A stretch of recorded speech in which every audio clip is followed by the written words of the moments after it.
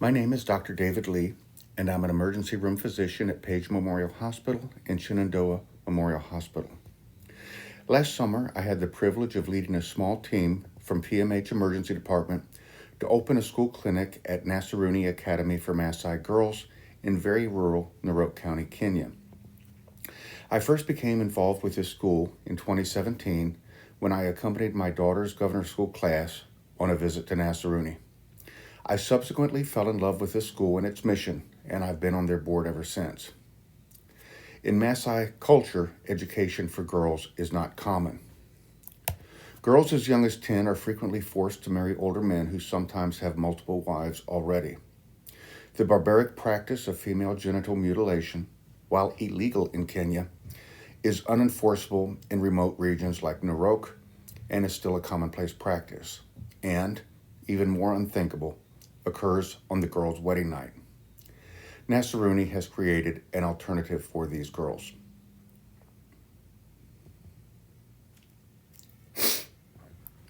In the early 2000s, a Maasai girl named Alice, one of 12 siblings, with the help of her mother and an older brother, was able to leave her village and obtain an education. Her dream ever since has been to create an environment for other Maasai girls to have this same opportunity. After graduating high school in Kenya, she was accepted to the University of England.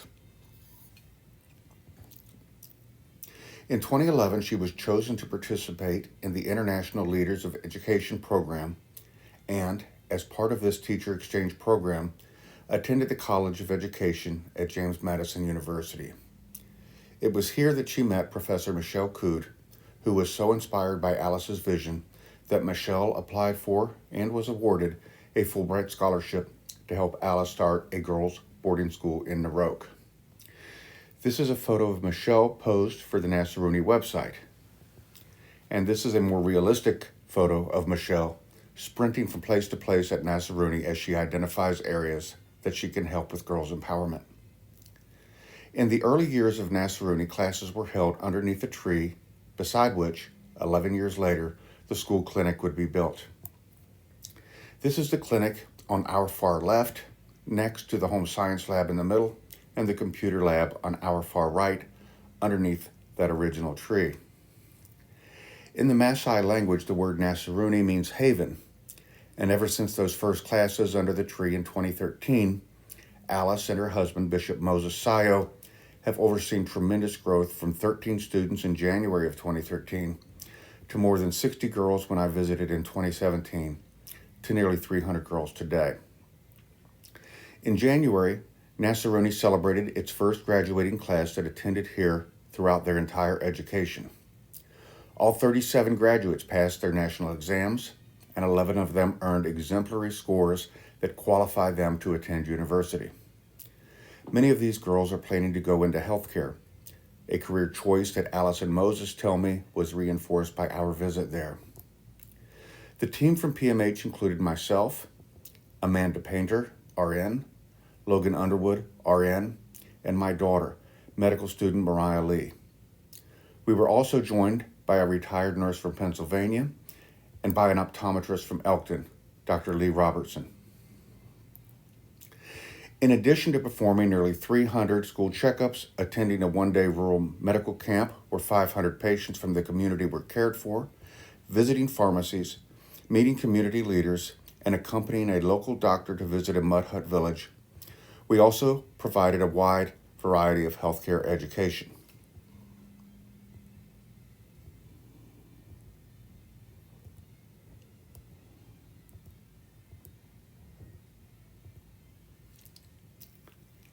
Amanda and Mariah taught the girls about hygiene and basic sex ed.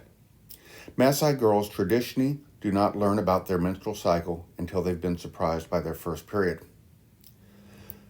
You can see here how the girls celebrate with a gift of feminine hygiene products. Most of the students at best have one set of underwear. As you can imagine, this leads to a variety of health problems. These are photos of us going into town to buy underwear for the girls. Pads and underwear continue to be ongoing need for the girls. Amanda and Mariah also spoke to each of these girls individually and screened them for safety concerns. In doing so, they identified 37 girls who were at immediate risk of rape or other potentially deadly assault the next time they go home between school terms.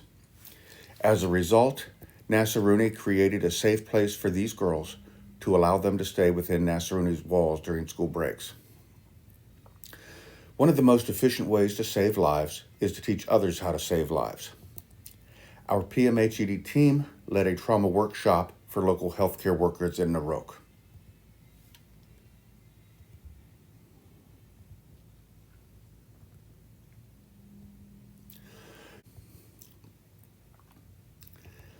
A highlight of last summer's trip that we plan to expand upon this year is teaching basic first aid and life support to older students.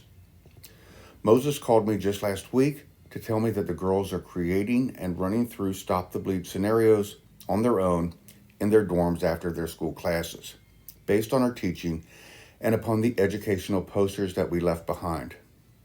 Unfortunately, the only Stop the Bleed teaching mannequin that we had with us was a limb stump that belongs to PMH, and of course we had to bring that back home with us. Without a mannequin, the scenarios they imagine and collectively talk about are extremely helpful, but are limited to mental exercises only.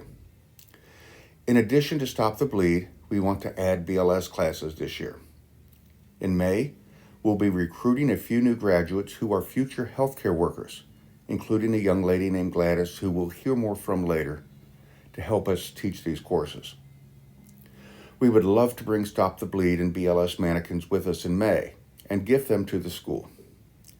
As much as the girls continue training each other with mannequin-less scenarios, I'm sure it will be even more amazing when they have these teaching tools at their disposal. Not only will appropriate skin tone mannequins be so much appreciated, they will help save lives in their community. This is our school nurse at Nasaruni, Vivian. She lives on campus and is on call 24/7, and her salary is the equivalent of about $250 a month. This year, Jamie Gillespie, RN at PMHED, and Angie Fox, family nurse practitioner at PMHED, will be joining Amanda, Mariah, Logan, and me. I'm going to close with a video of a new graduate named Gladys. This video was taken the day she found out that she got an exemplary score on the national exam after graduating. True to form, Nasaruni Academy held an enormous community celebration when we got our scores. I copied this video from the Kenyan television national news in Nairobi that featured the 100% pass rate of Nasaruni graduates. I hope you're as touched by it as we are. Everyone, I'm Tarkash Gladys, a Nasaruni alumni. I'm grateful to the Almighty God for enabling me to do my national exam, and I did it exemplary. I'm also grateful to the Nasaruni community. You hold me up. That's why I'm here, and that's why I know that my future will be bright. I know that my dream of becoming a doctor will come true.